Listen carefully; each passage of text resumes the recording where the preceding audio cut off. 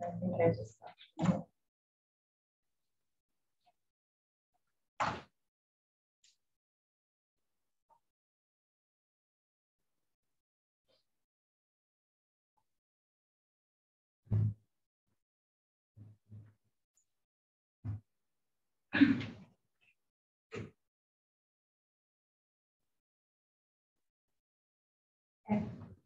Good. Yeah. Okay. Hello, everybody. I hope you are having a good week so far. Today we have another presenter in person, so thank you to everybody who came out. It makes a nice difference to have everybody in person. But anyway, so today we have Aiden's mom, our treasurer, here to speak. We have Holly Revelis. Revelis, I don't want to say it wrong. She is the financial advisor at Edwards Jones in Philadelphia. So she has over 20 years of experience as a CPA, 10 years as a teacher, and she's currently a financial advisor. So I'm going to give it over to her. Can we ask again, remember how we did the last time, have the students introduce themselves, say hello to our speaker? Yep. So let's go through the Zoom, I guess, first. Brian, can you just introduce yourself a little bit, your grade level, and your major?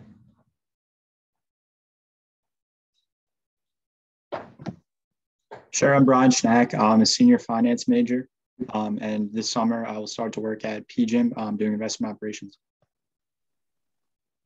Thank you. Sadiqa, can you introduce yourself? Hi, my name is Sadiqa Darcy. I'm majoring in finance and accounting, and this summer I'm interning at PwC as a digital assurance intern. Thank you. Joanna, can you introduce yourself? Hello, my name is Joanna. I am a junior majoring in finance, and this summer I have an internship with Bank of America for their advisory development program. Thank you. Rob, if you want to introduce yourself? Yeah. Hi, my name's Rob Oliva. I'm a senior accounting major, and this summer I have an internship with Deloitte in audit and assurance. Thank you. Sal?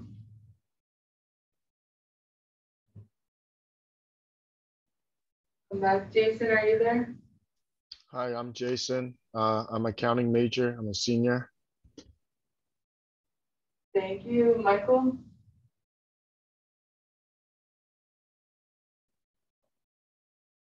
Aiden, go ahead.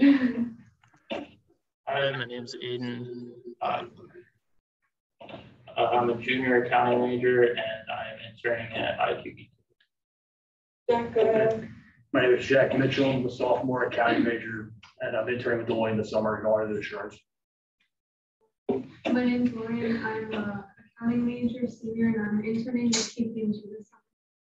How's it go down the road? Hi, I'm Han. I'm a senior accounting major and I have an internship with Eisner Amper this summer. My name is Jackie and I'm a senior accounting student and I have an internship this summer with Corman. I'm Siobhan Morrissey. I'm a senior accounting major and I have an internship with Wyndham this summer and I'm currently interning at Saks. Hi, my name is Claire. I'm Avalasa and I'm a graduate assistant and a graduate accounting student. Hi, my name is Kristen Pacheco. I'm a senior and I'm currently a major in accounting and minoring in computer science. And this summer I have an internship with Ernest & Young at Wow. My name is Caitlin Peterson. I'm a junior accounting major. I have an internship with Mitsubishi. Great. Just wanted to let you know who you're talking to and make them turn on their cameras. Okay, well, that's great. It's so nice to meet all of you. I am really happy to be here. I want to thank Aiden for inviting me, my son. He's an accounting major here as well. I was an accounting major way back when. I went to Stockton University, majored in accounting, graduated in '92, which is way back for you guys. But this major really fits a lot of different careers. I'm now on my third career. I started out as a CPA, got my certified public accounting license, and was a controller for several different companies. The most well-known is the one that developed the software for EasyPass. And so then when I had kids, I had my own company where I did accounting as a consultant for different businesses, and I helped them to make decisions about contracting different companies to make good profits and debt management, and then went into tax accounting, and then was really drawn into teaching. And I was a teacher for 11 years. And so now my financial advisor at Edward Jones taught me into coming to Edward Jones as a financial advisor. And so really it married the two skills that I had of being a CPA and being a teacher. And so now I teach my clients about money and investing. And I can't tell you what a rewarding career it is to have that impact on people's lives and really help them with their finances. And so let me tell you a little bit about Edward Jones. How many of you have heard of Edward Jones? Okay. They really are, have been around a long time. We celebrated our 100th year this year. They started in 1922. It was a father and a son. And so Ted Jones worked for his father, and his father was ready to retire, and he was gonna give the company to Ted and his three sisters who had nothing to do with the company. And Ted said, there's no way that I'm gonna let you do that. Everyone here has worked hard. And so it really is a private company, one of the largest private companies in the country. And so they give back to the people who work there. And so you'll notice that Edward Jones offices are all individualized. I'm in my office in Center City by myself with my assistant, and we cater to Center City, Philadelphia. So I have the whole city to myself. That's really something special. We do have offices all over the country and in Canada. I think we even have an office in London right now as well. Great opportunities to work there. We take from a pool, I'm on the growth team within our region, and so we take from a pool of not only finance majors, but career changers, people in the military who come in, teachers. It really is a relationship business, and you get that skill from working in lots of different industries. The investment portion is such a small part of it. It really is a very important part of it, but there really is about people. I think the more people skills you have helps you in all of your careers, whether it's accounting or finance or marketing or management. It's really going to serve you well in the long term.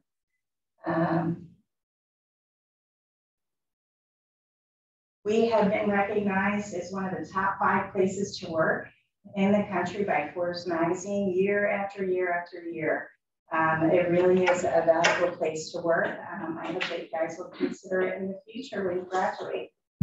We used to have an FACD program, which was for new graduates like yourselves, where we would take you and train you over 2 years. We would take you to Arizona, and they would just immerse you in the practice. And we canceled that from COVID, but a great way to enter our company is to be a business office administrator, where you work underneath of a financial advisor and really learn relationship building from the ground up and learn all of our transactions and how our company works.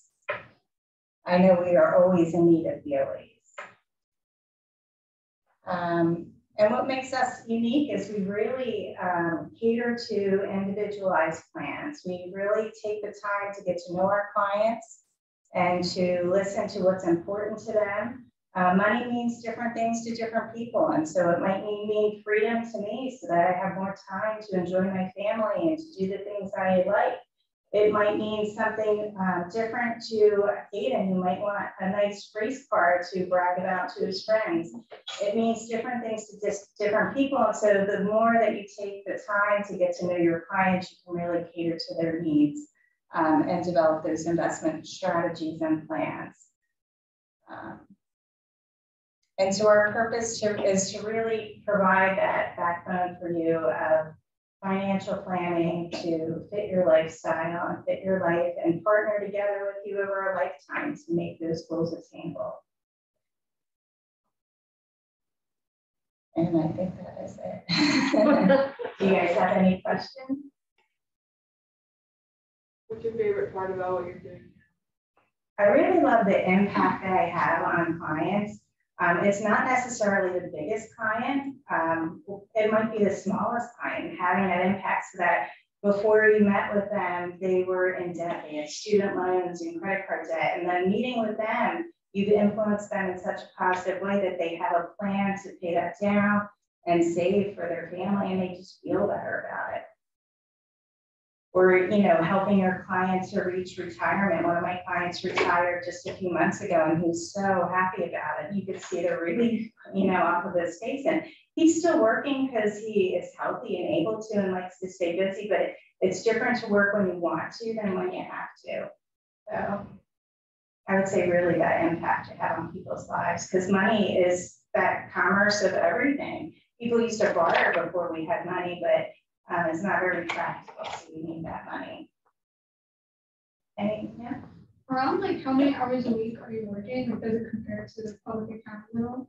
So I used to be in public accounting, and that is around the clock. My husband's a CPA still, and you know, you're working, you know, every day of the week, all hours of the day during tax season. Then in the summertime, you may have every Friday off, which is nice. So you have to balance the two. With my career, I set my own schedule, which is really nice. And so I know financial advisors that work 65 hours a week. I try to keep it to 40, 45 because I like to have that family time.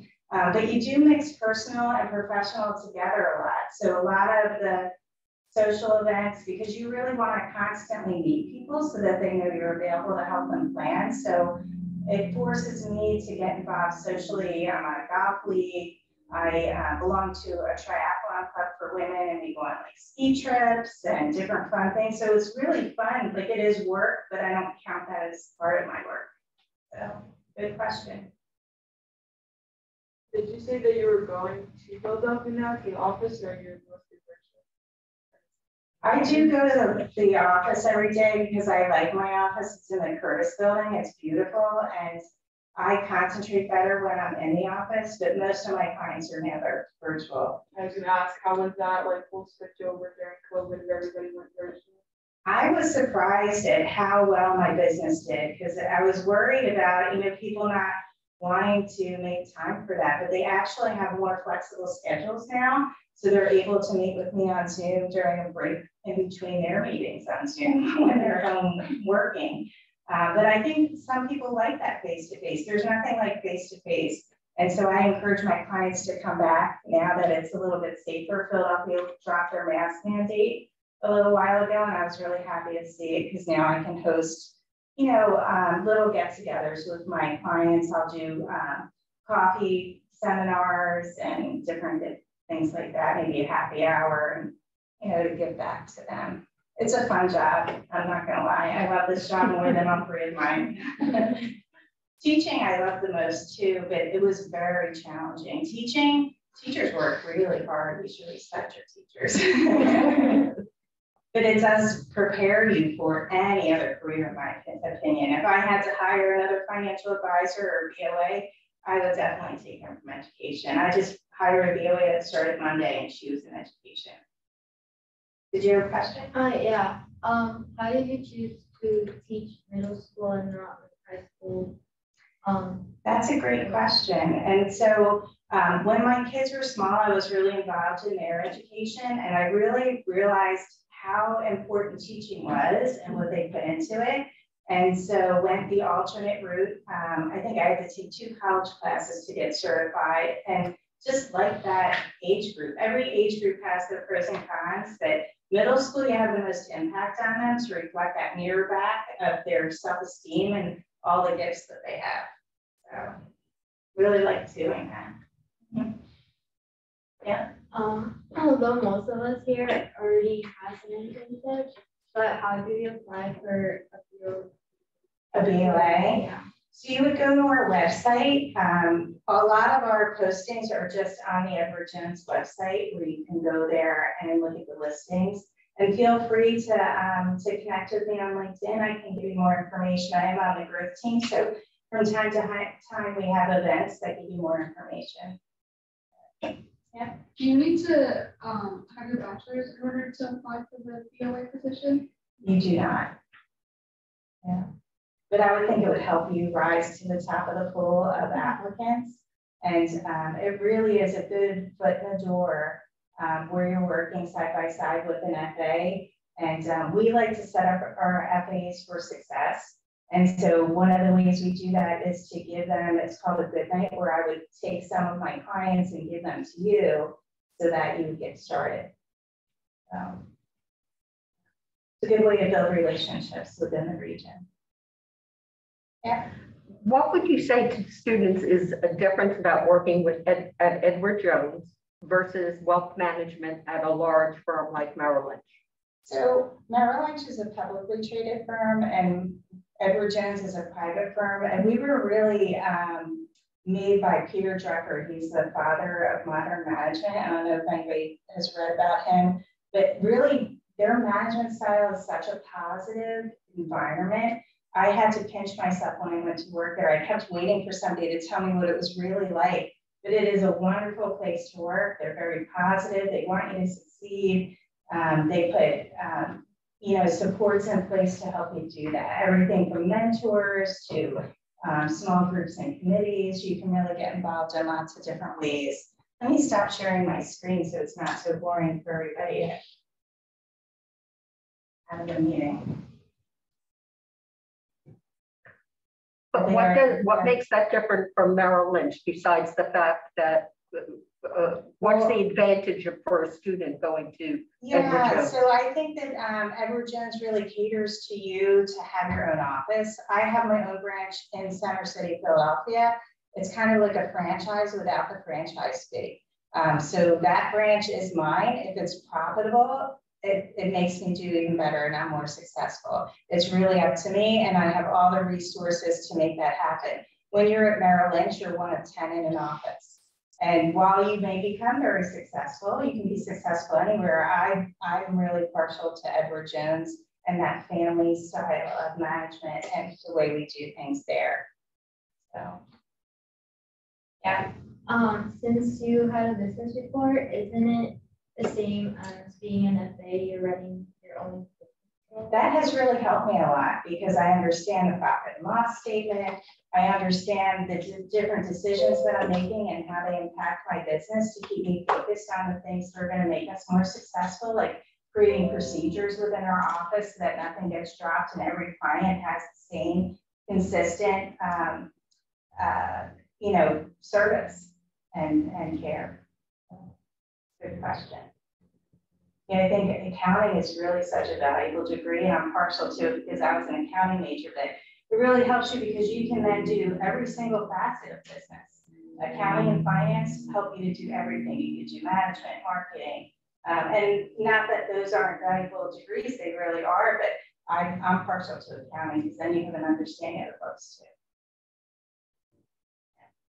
So what background would you say most of your entry, or do they come from accounting or finance background? Really, they come from all over because it is such a relationship business. It really depends on your personality and your background. So we have some financial advisors that came from the military and they're very successful. Some financial advisors that were car salesmen and they're very successful. I'm partial to my background because I really feel like I bring a valuable mix. Every financial advisor does it different, just like having different doctors. You might like a different doctor than you and what they bring to you. I think they all do it a little differently. And so I just like the way I do it. So.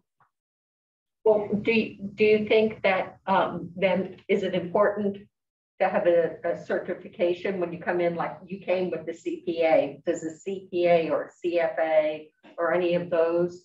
That's a great question. And actually, I wasn't able to use the CPA designation there. I had to make it inactive because they don't give out tax advice there. But I am getting my CFP in November, which is a certified financial planner. That would help you tremendously. There are other certifications. You can be a chartered retirement planner. There's a behavioral one where you can be, because that's what I feel like I'm always like talking about. Well, why do you feel like that? Why don't you save money? How is your attitude different? Because that really matters with different things. But there's lots of different certifications. There's AAMS, but In the beginning, when I first started, they trained me for 6 months.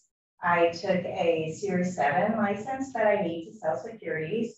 And then I also have a Series 66 that lets me sell within the state. And so those 2 licenses you need to get started, but then anything from after that, it just helps you. But that would be the minimum. The 2 series, but they will put you through school to. They used to. Okay. Now they're looking for a pool of people who are already established and licensed. COVID kind of changed a little bit of everything, but they're developing a path through that BOA position so that, you know, once you're in, then they can pull you from within. Okay. And give you clients so that they set you up for success, and then you would go through the training, and yes, they would pay for it after you're an employee. Yeah. Yeah. Where did you take those 2 courses to become a teacher? So I took 2 math courses. So what I did is I went to the state and applied for my teaching license. I found out what tests I had to take, and they came back and said they audited my classes, and so I was two math classes short. So I took 2 math classes, and then I was a teacher. But it really depends on your background, because I had taken a lot of psychology courses and things as just my electives that I was interested in anyway, and it just kind of fit in where I needed them. Can you monitor, see if anyone online has any questions? Actually, I have a question about licensing. Sure. When you have the Series 7 and 66, do you have to? How often do you have to like keep up with them, or like retest, or maybe? I know like the CPA, like I'm not sure about the timetable, but I know like while you have your CPA license, you might have to do like some ethics trainings and like keeping up on it. Like, how does that work with your series licenses? So the series licenses are a little different. You don't have to keep up education credits. With the CPA, you do. You have to get 40 education credits a year. When you have a CFP, you have 30 education credits a year that you have to take, just so that you stay current within your field and you're always bettering yourself. But the Series 66 and Series 7 are different. It's just a license to practice. And you know, how long are they active for once, if you leave the field for a bit? Is it 3 years? That's a great question. I don't think I have to renew them. I think it's good forever unless I get into trouble somehow or something, or leave the profession. It's not like like a certification, like a CFP or a CPA. It's just a license to practice. Does that answer your question? Yep, thank you. You're very welcome. Anyone else from Zoom have anything, any questions? Is there anybody thinking about getting into financial planning or a certified? I have a question, since I do want to get into financial planning. How have you been studying for the CFP exam and certification?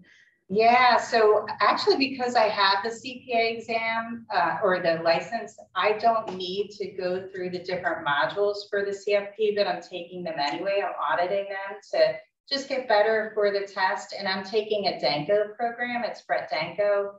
He's out of Stockton, and he is just phenomenal. He is the best one, in my opinion. But definitely take a review course for any certification that you're planning on doing. It definitely helps. Thank you. You're welcome. We have more people online. I don't hear many people talking.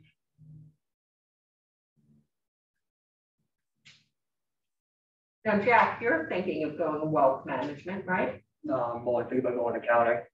But then why are you the wealth management president? Because it interests me. That's why. I just like the topic of wealth management, but I might be gearing towards that as a minor. Thinking about it, so. So no questions for Aiden's mom? No, not this time. It really is a great field, and you never know, you might get there in a couple of years of doing different practice, because they're so interrelated. Tax planning and financial planning are very interrelated, in my opinion.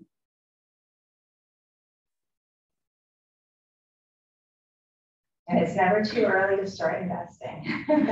Make sure you all put money in your 401ks when you get a job. How old is your youngest client? 20. You have someone at 20? Yeah. Wow. She's very responsible. And And it really came from her parents, you know, telling her to invest. And I know mine's not bad. and you can't have an account Did you too start small. investing? I started my life insurance when I was 18. And I actually withdrew some to pay for college. So it's a good savings to have. Yeah, it is. Yeah. And education is a good thing to spend money on. You always have it. Invest. Yeah. What would be like something you would recommend for us to start? Definitely. Yeah, so anybody just in general, not giving out advice right now, but anybody who's starting out their life, you always want to have an emergency fund, 3 to 6 months worth of what your expenses are. You want to be thinking about putting money into your retirement funds. And there's 2 ways you can do that. You could do pre-tax or you could do the Roth option. Pre-tax, you get the tax break now where it comes off your income, so you have lesser taxable income. But then later on, when you take it out in retirement, that's taxable income to you every penny. The Roth is a little different, and they have Roth options in 401ks too. And that's very valuable to you guys because we're at historic low tax rates right now. And when you guys start, you'll have a lower income than you will later on. And so if you don't get the tax break now and invest in a Roth, later on when you take it out in retirement, where tax rates could be much, much higher, you'll have all this tax-free money to take out. So you want different buckets of money. So you want your regular savings, you want your pre-tax savings, and then you want your Roth savings. Having a little bit of all of them helps you plan. So for those sort of things, do you advise people to just take mutual funds and diversify? So diversification is key. Yeah. Or an index fund or. So, you know, not having your eggs all in one basket. I have a formula for success that I use within my portfolios. It really depends on your risk tolerance, on how much of one thing than another, because there's different asset classes, right? So you have fixed income and then you have equities. But within those, you have different classes too. So you might have high yield bonds, you might have international bonds, regular US bonds, and then within equities, there's a whole bunch of different asset classes too. So it really is good to go talk with someone about that. And it doesn't cost you anything to talk to somebody. I have a question for you. Now that we know more about your mom, did your mom influence you to take accounting? Yeah. I taught him bookkeeping in his stepfather's firm. So we pulled him in before he was too young to say no. To say no. But he really has a knack for it. It really comes natural to him. And we talked about the income statement and the balance sheet. That's how I showed him how to do bookkeeping. So that you weren't just working off check register, getting more of an understanding of what was going on in the books. So I think that's really helped you a lot. When you were struggling to do the physics class, you didn't to ask your mom. Everyone's coming for you now. Yeah, he has a natural knack for it because both of his brothers went into accounting and did not like it, and they just couldn't do it. It's not for everybody. It's a way of organizing money. Yeah. I feel like accounting and teaching is a calling. Like Definitely. not everyone can do it unless you have something within you. Yeah, definitely. I didn't grow up with a lot of money, and so I wanted to find out as much about money as I could, and so that's why I took accounting. It served me well in life. I can't remember if you mentioned, but what college did you go to? Stockton University in Pomona, New Jersey. And at the time it was only a college. And so I took accounting and they only had a bachelor's. But I wanted to sit for the CPA exam, so I took more classes than I needed to graduate so that I had not just personal income tax, but corporate and all the different areas so that I'd be able to sit for the test and pass it. But even back then, out of college, I took a review course. I would definitely recommend taking a review course for any certifications you want to take. Did you end up taking the exam right when you graduated college? Like you reviewed an certificate, or was it like when I took the CPA exam, they didn't let me bring a calculator. That's how long ago it was. You were pencil and eraser, and you took a stamp with you because you could put a stamp on your answer book and they would mail it to you so you could write your answers in there to see kind of how you did afterwards. But I didn't take it seriously right out of college. And I took the review course, but I didn't do the homework and I didn't concentrate on it. And I think I got like a 65 in every section, which meant I was like that close to passing. I think, wait, you needed a 75 and I got a 69. I don't remember how it went, but I was so close to passing. I was really upset with myself. So then I actually worked for a while and then I took another review course and took it seriously and passed. Yeah, a lot of us are either just starting our graduate year or about to start like that senior year. So it's like in the question for a bunch of us, so do you recommend like your own personal experiences, us taking it right when we graduate? 100%. Yeah. Yeah, 100%, because it's still fresh in your mind, but definitely do what they tell you to do in the review course because it's not something you can cram for. The scope of that test is harder than the bar exam. It's harder than any other certification. You really need to study a little bit at a time. So, yeah. Quinn, haven't you sat for bar? No, I'm still studying. Okay, because some of the grad students have started sitting. What review course are you taking? I'm taking Becker. Oh, okay, that's a great one. So, which most of my friends and I are taking. So we are sharing our tips and tricks to that's really great study idea. And just really being proud of each other. That support is so helpful. Even now that I'm taking the CFP, we have a Facebook page of all the women that are taking the CFP in the fall. That really helps to do it with friends. Because then you don't feel stupid asking your questions to each other rather than in class. It's helpful. Yeah. Not that any question is stupid. Yeah. And it's also good to be studying while we're in school because you also have our professors to like if you cannot figure it out and our review cannot figure it out too. Yeah. You go around for our professor. That's very true. Yeah. But definitely make sure that you're developing good habits. Whatever study habits you set up in the beginning, stick to them. And then you'll do fine. Yeah. You have to let Aiden know how you do.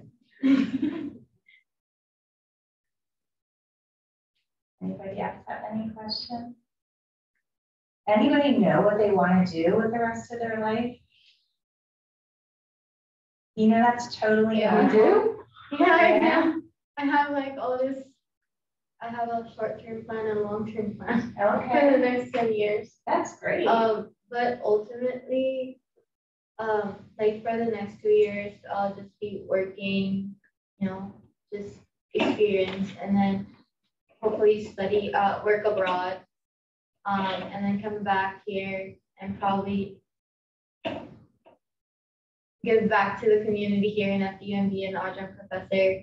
Oh, wow. Teaching accounting, I don't know, or one of the career classes. That's great. Because I really I'm supposed to teach actually. That was my first major that I picked, but when I was asked what type of students do you want to teach, I couldn't answer the question.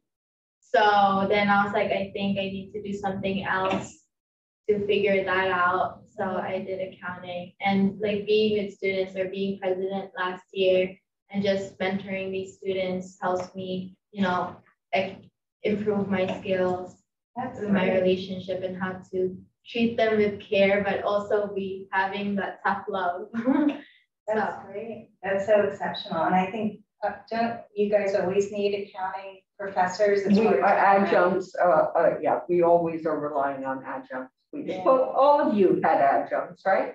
I mean, you know when you have, and sometimes you get good ones, and you're getting a bad one today, right? Isn't that the tale I've heard from other students? So it's a mixed Well, they're bag. not teachers, but they're bringing you real world experience back. So, I mean, teaching is like a whole profession in itself. And so just because you're a great accountant doesn't mean you're good at teaching it. So. Yeah, no, so we sometimes go through adjuncts because they are great at accounting and but not I've at heard teaching. that though, a lot of colleges need that because it's hard to get people in the profession to come back and teach. So it's hard. The real thing is getting someone who's good. Yeah. That's really, really tough. Like you said earlier, how you would hire someone from education because it is like teaching people financials. And for me too, when I was interning, some of my managers couldn't teach me. And that's why now I always say to myself that I have to be a great teacher and a great accountant for me to be a good accountant. So that when I do have interns in the future, I know how to teach them properly and not, confuse them more and hate the profession. And that's so true. And that helps you to learn things too. If you're teaching someone else, it makes you better in that skill. That's why you guys should all help each other study. Well, all of them do that to the extent of you've all been doing your tutoring, right? So you all have experience as members of BAP. I think it's 8 a year, right? Yeah. You have to do. So that's great. Yeah, they have to have students come and say, show me how to do this. So I think you guys have such a great organization here to expose them to so many people in the professional field each week. I think that's wonderful. You have a lot of opportunities. Yeah. For sure. Definitely nice having her for that there. Yeah, I think so. It's so nice to see people again. Yeah, excuse my romance. Thank you very much for having me. Does anybody else have any more questions or? You can contact you, right? And LinkedIn. I'm on LinkedIn. Yeah, you'll be able to find me on LinkedIn. You can message me, you can connect with me. And I always post seminars that I give there too. Some of them are on WebEx, some of them are, I'm hoping, in person soon. So, but I always host a virtual open house each month for my clients too. It's important for people to have access to you. So what sort of things do you talk about in virtual open houses? It depends who shows up. It's really casual. It's not financial advice. It's just, very general. And then when I run seminars, it's everything from online fraud to women in finance. There's different topics that we do. Okay. I have pretty pink pens up here if anybody wants some.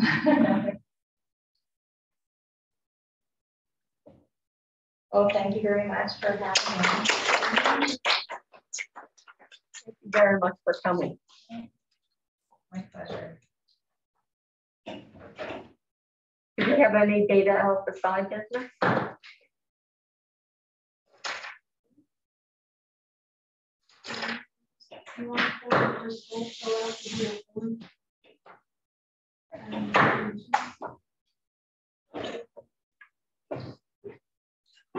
So we have our donation boxes placed at both of our campuses. At